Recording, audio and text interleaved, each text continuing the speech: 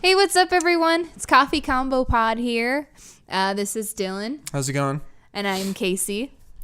And we are here to talk about coffee and converse about artists. That's damn right. Hell yeah. Yeah. Straight and to the point. Today, we are going to taste Komodo Dragon Blend, which is a Starbucks branded coffee. It is herbal. It is spicy. It is not the best, but we're going to go for it anyway. And I thought I had the bag. I wish I brought it in, but it's just like a... Well, the bag has a dragon on it, so if you go to a local Starbucks store and you see a dragon, that's the one. If it smells kind of like, I don't know, your mom's spice cabinet, that's the one. Hell yeah, dude. Hell yeah. Hell yeah, dude. What artist are we going to talk about today? We're going to talk about Brockhampton, and I'm so excited. I kind of like convinced. Oh, I mean, I don't know. Casey just knew I was kind of obsessed with Brockhampton. I did. And have been for a minute. And I mean, I just been wanting to talk about them, and I've just incessantly talk about them to you guys when we're hanging out. So, so when I said that we were starting to record again, she was like, "Why the fuck not?" And you also brought up Brandy Carlisle, which is still a solid idea. Yes. Might happen soon. For the next one, probably we're going to talk about her. Maybe some other people will weigh our options. Sorry for the 6-month gap that we had in between this. For all of our followers out there. For all 0 of you. No, but I mean, yeah, it's just, it happens. I mean, what I really want to do is I think we're going to start releasing these on a weekly basis, and then I'll promote it heavily so that there'll be a little bit of a backlog and people can start coming fucking with us. I don't expect too much out of this. This is casual. It's just we enjoy coffee and conversation. Exactly. You know what I'm saying? And that way, when they make a documentary about our band someday, they can come back and look at all this embarrassing footage. Oh, yeah. This will be like behind the music for sure. VH1 for sure. Before we get into the actual tasting, I do... one thing, I already have been drinking this fucking coffee because I needed it. I wanted to like prep myself. It is about... It's like 10 o'clock. It is 9:42 p.m. So we're going to be lively. Yes. But before we get into it, we do have a segment on this show. Casey, what's up with the cup? Oh, I'm glad you asked. Oh yeah. So this ceramic mug that is shaped like a jack-o'-lantern with a beautiful face is a funny story. We had a secret boo this year at work. Which is kind of like Secret Santa. Very like romantic.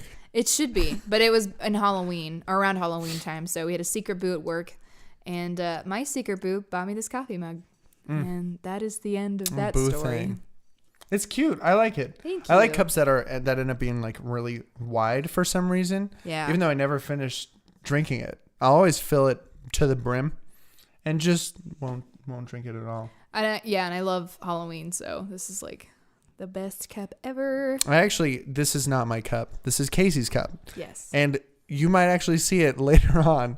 Casey will probably use this cup at some point. Isn't it like one of your favorite cups? Yeah. You go ahead and you tell them about my cup. So what is also up with that cup is that it is green and it says Smart Tea with a picture of pants on it.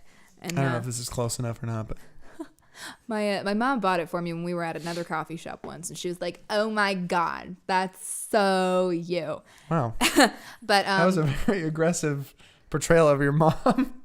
Hey, Mom. Hi. How you doing? She does kind of talk like that. Yeah. Like, but the no likelihood offense of or her anything, actually seeing anything that I do ever would be amazing.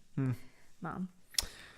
All right. No, and you know what? I mean, this has like little swirls inside. It's kind of cute. Yeah. I like this cup a lot, to be honest. I'm a big fan of green.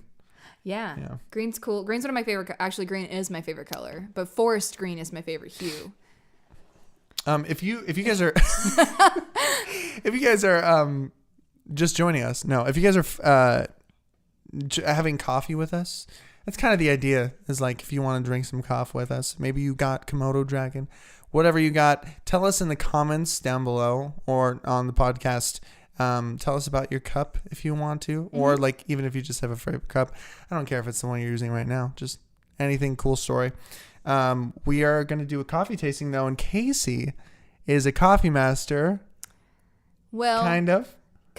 Trained at least to be a coffee master. And she'll lead us in today's ceremonies. Yes. So prepare yourself. Coffee master is one of those things that you could become at Starbucks. So sometimes when you walk inside your local Starbucks, and some people have black aprons, those are those people. And all that means is that they drink lucky more enough coffee to than suck everybody up else. to the what? That too. Sorry? No. Yeah, that's exactly what it is. You suck up to the boss, and then they give you a black apron, and yay. We're not salty at all. Nope. Yeah. So what we're trying is Komodo Dragon Blend. It is an herbal coffee. Yeah, let's do this shit. And the cool thing about it is if you sniff it, and you also sniff black pepper, they have almost the same exact That's so weird. profiles. Why? I'm not exactly sure. Well, it's a dark roast, right? Yeah. So it's like, where is it from? Most dark roasts are blended with Sumatra, which is an Eastern or Asian Pacific coffee. It is a blend, and I'm not exactly sure where it's from because I did not look. And I should have brought the bag in, but yep.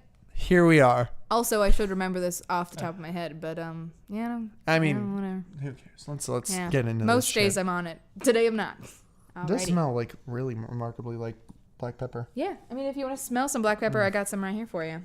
Yeah, let me just hit me with that. Yo, let me hit that shit. Yeah, or you can sniff my hand if you want. No, I mean, I'll take it in my own hand. I smell lotion from my hand. Well. Oh, there we go. Oh yeah, it's like, that's so weird. It is like a spiciness to it. Yeah. I don't know where to put the pepper now. On the bagel.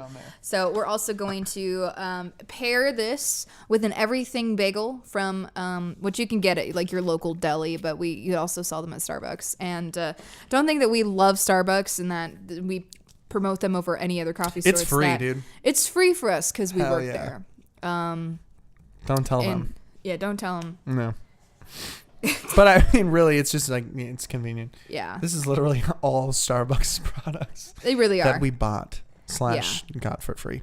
Yeah, did you already taste it? Did you already drink it?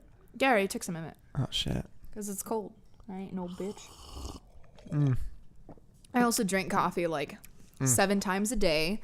So we decided to pair it with this everything bagel. And I don't know if any of you guys have had everything bagels before, but they're a little bit on the more peppery side themselves. These bagels are great for more savory type of breakfast or something later on in the day. Some people pair them with like slices of salmon and things like that. And I'm not weird like that. So a little like a little, what do they call it? It's like a Jewish thing. Yeah, I don't remember what it's called. Lox? Yeah, something like Lox, that. that's it. I don't know. My parents, who are not Jewish, eat that all the time, like on the weekends. They're like, oh yeah, we're having this, which is the bagel and the salmon and stuff. Smoked salmon on top of a bagel with cream cheese, and they put capers on it too. Fuck me up. I don't like seafood, so. Oh well. There's the awkward part where we're both eating and not talking. I figured that it'd be more appetizing for our listeners if I slurped real loudly, real close to the microphone. Yeah, as close as I can. And chewed with my mouth open. That way you got the full experience. You're welcome. But I think this is a great pairing. Because this is a more savory coffee and this is a more savory pastry. It works really well. We also brought in a blueberry scone, only because I just had one lying around. Why not? But that is on the more sweeter side, and we can look at the juxtaposition between the two. I'm sorry, I'm definitely just like macking on this bagel in the middle of the microphone. I'm sure I picked that up. Yeah. Fun fact, I'm actually on a low carb diet, and so I should not be eating this, but I don't want to feel sad all the time.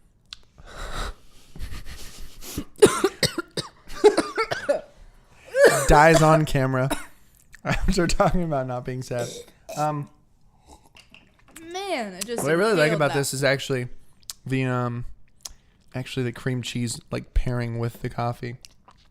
It's like the creaminess. It's almost like I put cream in the coffee. Let me get a slice of this little scone. Yeah. See if it pairs well. Honestly, I think our favorite part about this whole podcast is that we This get is to eat on literally camera it, dude. for like 30 minutes. I know. I mean, that's what most of this podcast is so far.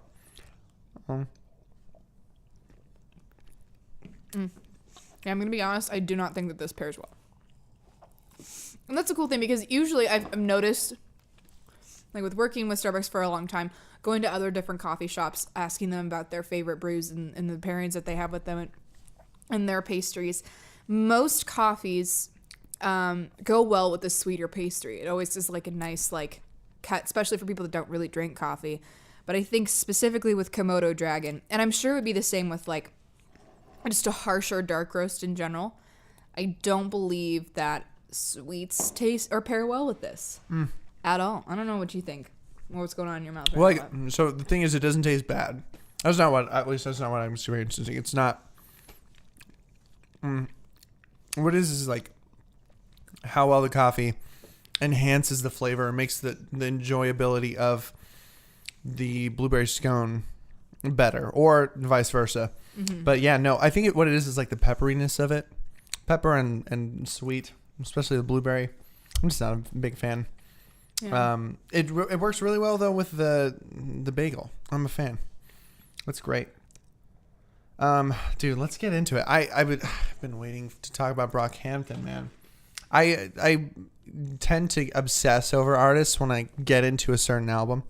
I'll hear something. I watch the Needle Drop Anthony Fantano on YouTube, and every time he rates a really good an album, like 7 or more, I will, depending on the genre or what he says about it, like he does get into really heavy like dark rock and experimental shit, and I'm like, okay, I'm fine, I'm okay with that. But when he talked about these guys, he was really over the moon about them, saying even before they dropped the actual album, that they were gonna have the best album they were gonna have the hardest tape of 2017. And then they dropped 3 of them that were all just amazing. I'm over the moon with them. They're a really cool group. I mean, you've listened to a little bit of them. Just a little bit, yeah. They're I mean, I don't know, just as somebody who's listened to a little bit of them, what stands out to you? Even though I guess you don't listen to a lot of rap, but you've listened to these guys and you're acquainted. Yeah. Like I think my musical background isn't necessarily saturated in saturated. Which is funny play on words because that's the name of their 3 albums. It's true. Not heavily saturated in hip hop and rap, and that's a shame on my part because there's such a wide variety of amazing artists, especially coming out right now, and with the talent of independent artists in general. From what I have heard of Brockhampton, I absolutely love. I love the juxtaposition between the hard-hitting lyrical content, how serious a lot of it is, but with the tracks that are built underneath these songs. I think you could hear them at a club, you could hear them on the radio, you could just listen to them in your room. I mean, like they just kind of transcend genres and time frames, and I feel like their music is just even a little bit ahead of its time. Yeah, I for sure feel their beats are crazy. I'm really insane. There's so much to each track, but it's not to where it's overwhelming for a listener. It's not like there's some artists that like will get a little bit experimental with like Pro Tools or whatever it is that they're using, and sometimes I feel like I'm audibly overwhelmed with what I'm listening to, that it's just a little bit too much. And they have that like nice blend between like everything that you're hearing in the background you can hear clearly, and everything has every movement is intentional, just as intentional as the story being told over top of it. It sounds really cool. Fresh too. At least that's my experience with it, is like I don't know. They do jump around a lot. Like if you've noticed, a lot of the tracks are try not to sneeze. A lot of the tracks are you'll have like a very dancey one like Boogie, and then you'll have Face, which is more of like a really down tempo ballad almost, even though they're all rapping. And they all really, I think they match each other's energy levels really well on tracks. And even might be like a little contradictory, but they even they know how to go from a certain section that might be slower, and then hit it hard depending on which artist is going where. There's also this dude on there named Merlin Woods, he's from Ghana. And he went to university out. Actually, I don't fucking know where, but he went to university. Was it in Texas where they're all from? No, I don't think it was in Texas. I think it was somewhere on the East Coast. I could be wrong about that, but he's really just such a fun character. Like he'll come in, and he has these really yelpy, almost ad-libby kind of verses. If you know, do you know who I'm talking about when I'm saying that, or no? I've just listened to the music. I haven't watched visual version or visual. I don't know what I'm trying to say. I don't know what they look like or who's who. Okay, yeah. I just hear sounds. He's I don't know. I think he just brings a really cool energy to it. They just have. They're so dynamic. You have Amir Van, who's a very grimy, dirty kind of rapper, who his lyrical content is always usually about trapping or gangbanging or selling drugs, actually mostly, and I guess not gangbanging, but just street that shit, is, which we're very familiar with. As you can tell. When you go to McDonald's and you buy the spicy McChicken and then that other sandwich and becomes street shit. Yeah. That's that's our life. But I don't know. I mean, not to get too into it, but it's just they're very well, they know how to place each other well in songs and select what artist is going where and playing off of each other. Yeah. Which is, as far as content goes, so Kevin Abstract came out with his own album, maybe I think in late 2016, and he's, I don't know, not the head of the group. There's not really a head of the group, but he's just kind of the executive producer.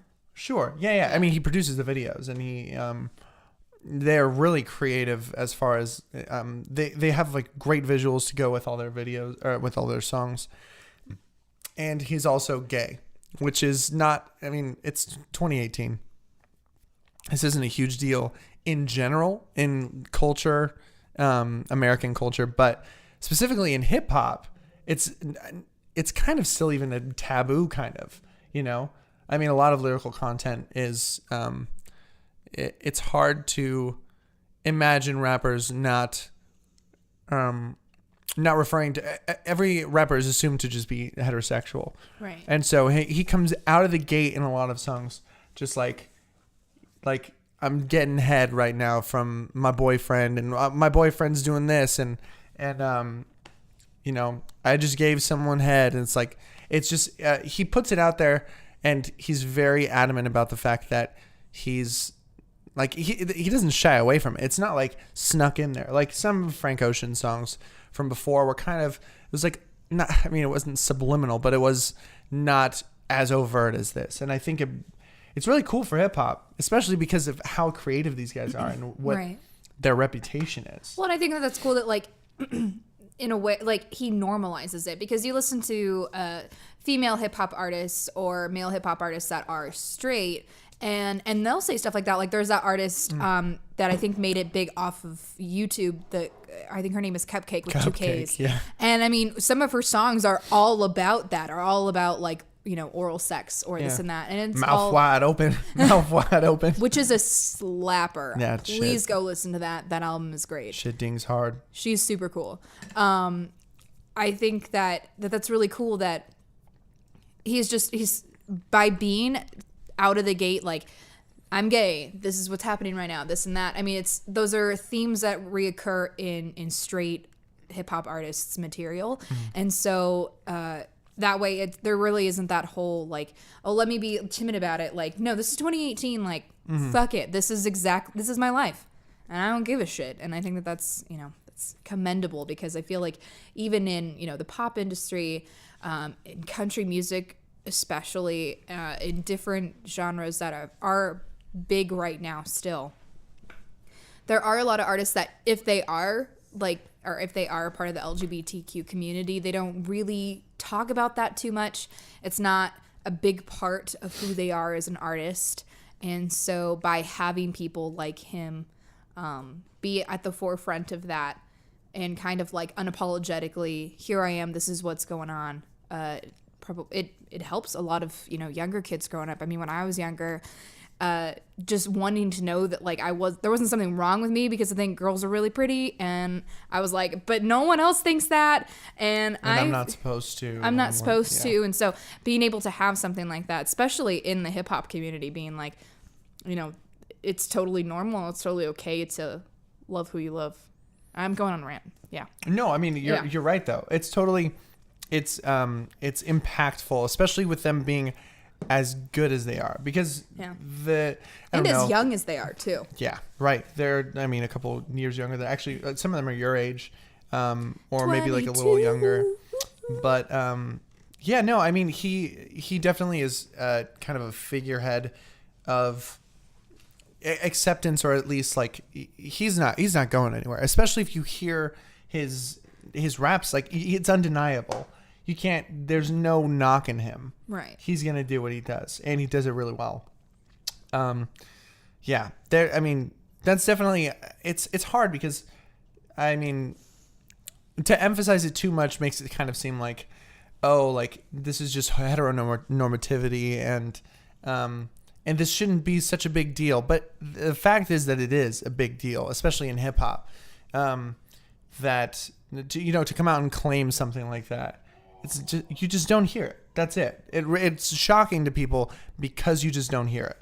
I mean, this hopefully over time, obviously, but it'll mark kind of a new era of like, yeah, I mean, we've heard this before. This isn't a big deal to hip hop anymore. Hopefully, I mean, I don't know. It might be hard for other artists to embrace though. Do you know what I mean? Like in hip hop, to be able to embrace something like that and fully endorse something like that, you might be ostracized by some of your fan base.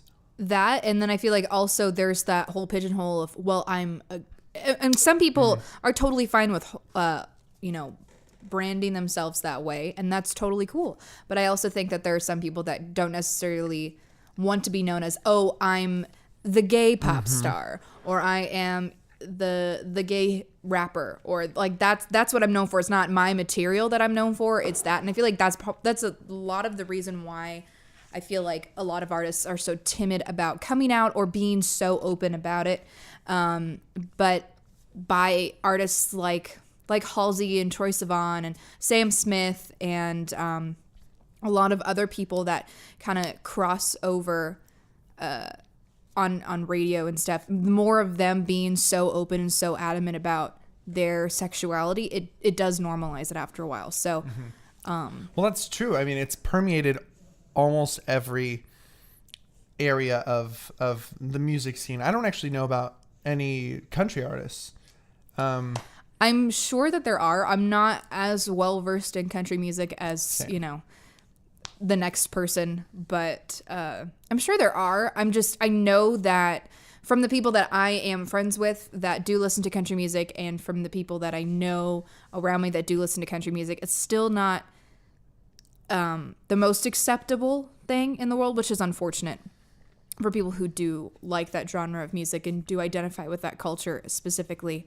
It's still not necessarily seen as a good thing. Yeah, it's not like something to embrace necessarily. Yeah, and I'm definitely sure that there are artists in the country music genre that are a part of the LGBTQ community. It's just I'm not specifically aware of them, and I think at this very moment I will be looking up if there are any.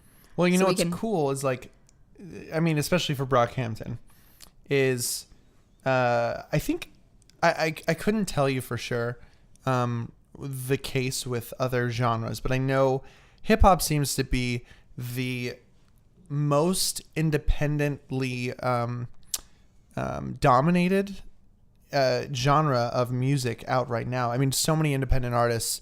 You go to here's the point where I say so many, and then I can name like one. But like Chance the Rapper, Brockhampton, and there it is. But there's so many independent artists. Actually, I think Lil Dicky is still independent. Yes. And I mean, there's tons. Macklemore got his start as an independent artist as well. Yeah. I think. Is he signed? I think he has a distribution deal, but I'm not sure about him being actually signed to a label.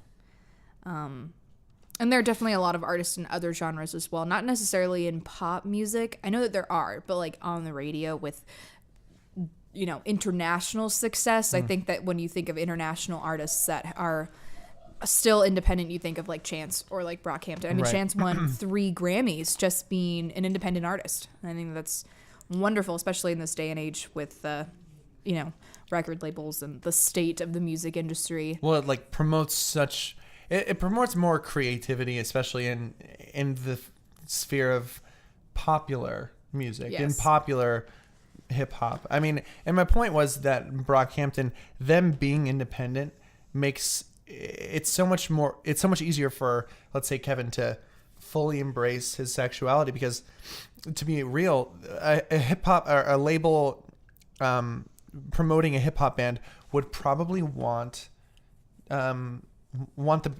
Kevin specifically to stray away from something like that, Right, because yeah. it's not promoting sales. You're probably ostracizing a large portion of the hip hop community by fully embracing your sexuality like that and putting it in such a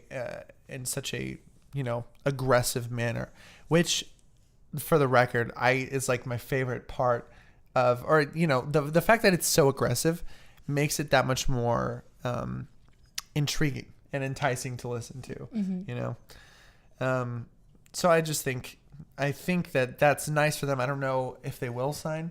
I mean, I don't see any reason to yet.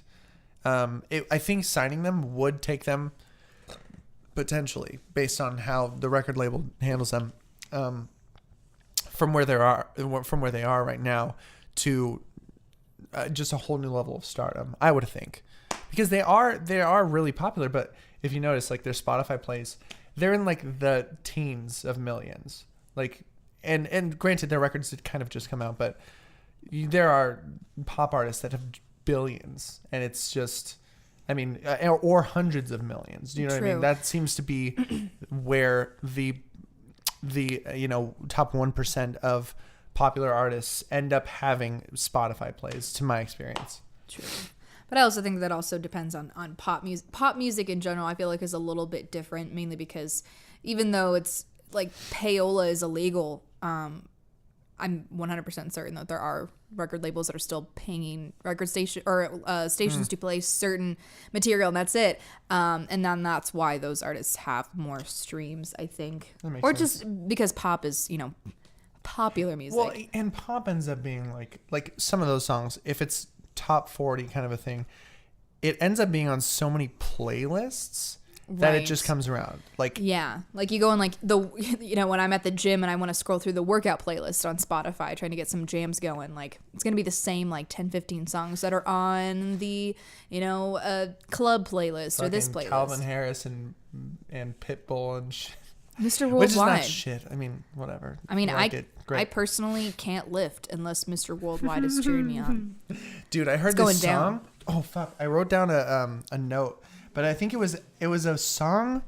Let me see if I have this right. I think it was actually a song with Pitbull and J-Lo did a collab, and it was so bad that I just dropped everything and I was like, what the fuck is this song and who is this artist? And then I saw it was J-Lo and I was like, this is amazing. I was like, hell yeah. Never mind. I changed my opinion. Just amazing on the cringe factor of it, to be honest. Before we keep going though, I do want to correct myself.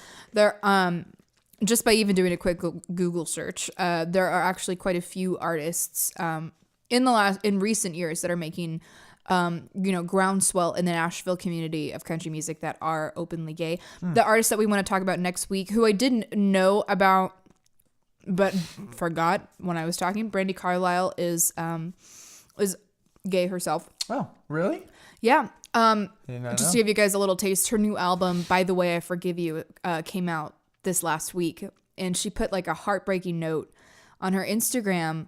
It was like a picture of her just sitting on her porch, and she was talking about her pastor when she was like 13, and in front of the entire congregation and her family and friends, decided not to baptize her because she was gay. And so she was talking about all of that, and she was like, and by the way, I forgive you, and went through all of that. And I thought that was very moving, coming from like a person that, grew up in the church, but also, is bisexual and dealing with all those feelings and not wanting to tell anybody because you knew that you weren't going to be accepted. So I think that's really cool. And now we can continue. Sorry. Yeah, no, it's okay. I'm looking up. I just Googled J-Lo Pitbull. Yes, it's called. It's called On the Floor. Oh, I've heard this. Have you really? Wait, there's multiple. There are like 3. I see On the Floor, Jennifer Lopez featuring Pitbull. Let's get on Live the It floor. Up, J-Lo featuring Pitbull. It depends on what, like, because this is it seemed like a new song. I might have been I'm tripping. sure it kind of is, but like, my aux cable doesn't work in my car, and all my CDs are stolen, so all I listen to is the radio, or nothing, mostly nothing. But dude, tell me, I'll install a radio. We have means the I gotta same buy car. one. I installed a radio in my car, and we have the same one. True. Buy one, dude. But I You're haven't getting heard "Get tax on the Floor" in a refunds. while. So. Shout out to everybody who is getting their tax refunds right now. I don't fucking know. I'm What doing am it I to pay my talking stepdad, or I'm using my tax refund to pay my stepdad off so he leaves me alone forever. Amen. about? God, Woo! Casey, you need to stop talking sometimes. I'm just kidding, dude. Yeah. Just. Well, your stepdad's a dick, so. Yeah, fuck it. Yeah. It's okay. Anyhow, Yay. this has been nice. I mean, I don't know what time we're at. I don't even know if this camera is still recording, to be honest. It's TBH. shut off on us a few times. Yeah. But actually, we recorded an episode that never made it because the camera died and like we had some glitchy issues, and I was just like, True. That's actually, I think, what spawned this long period of a break. It just like kind of It's like bummed me out, and then we just didn't get back to it. I think also because we were in the same class last semester. Yes. At our not our university, Classes. at our community At our college. local Antelope Valley University. Yes. At our community college here in town, they have a commercial music program, which is one of the first ones. It started in like the late 70s, which is really cool. True that. For, Shout out ABC. community college level to teach about, commercial music and getting ready to be in the music biz with a Z. Which is us, dude, because we're going to fucking kill the music industry. Oh. That's right. Oh, Get ready to get... Anyhow. yeah. Yeah. Wait, what about it, though? We were in the same class. We were in this class. Sorry. I love pastries since I'm eating them. Your mouth. Oh my god.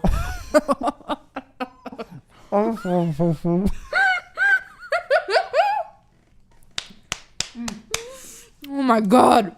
Oh. We were in the same class last semester, and it's like a class that teaches you how to be in a rock band, which is insane. But actually really helpful, and that was such a big part of our lives last semester because sing in that class, and then they made me play saxophone. So you look cool when you play the sax. that's fucking right. You blow into that pipe, boy. Hoo-hoo. Oh, is that what I sound like? Wow, that's great. No, you actually have a really good tone. He plays alto sax, ladies. Wow. Get my saxophone wrong. Yeah. You don't play alto sax? No. What do you I play? play tenor saxophone, Sorry. ladies. They all look the same to me. Was that could have easily been a racist remark? I mean, granted, it wasn't, but How could that easily be a racist remark about I'm just saying in a different saxophones? context. In a different context that Oh my, that's reaching. That you're is easily a reaching. racist. Like I don't even feel comfortable continuing this podcast right now. I'm sorry, but alto and tenor saxes look the same to Oh me. my god. Coronets You can't say and that. This is 2018. coronets and trumpets look the same. They're obviously fucking not the same though. I know their timbres are just slightly different. One of them sounds like bee, and one of them sounds like. Brr. Oh my god. The point is, okay. we were busy the last couple of months, and now we're not. And we're excited to be back. Yeah, And and I'm gonna learn what kind of instruments you can actually play. literally just saxophone. That's it. That's all I mean, you can also play guitar and bass. Ladies. Am I right? Well, okay. Thank you guys so much for joining us. I appreciate it. I hope you enjoyed your cup of coffee. If you had it, I don't know if people are gonna. I think that'd be nice. Maybe you're watching it and drinking a cup of coffee, or like me watching YouTube videos and doing your makeup. Oh yeah, watching some Vine compilations. Oh my god, yeah. Dude. Oh my god, V2's coming out. I'm gonna be active on that shit. Is it really coming out though? I mean, I don't know. There's a fake one on the App Store. We gotta end this, dude. It's just dragging on. I'm so sorry. We're not even talking about music anymore. Thank you guys for joining us for Coffee and Conversation. We will see you very soon. Our release schedule is actually going to be weekly. We're releasing on Fridays. And we'll have the video up. Hopefully on Friday. It might take longer to render and actually for me to put it up.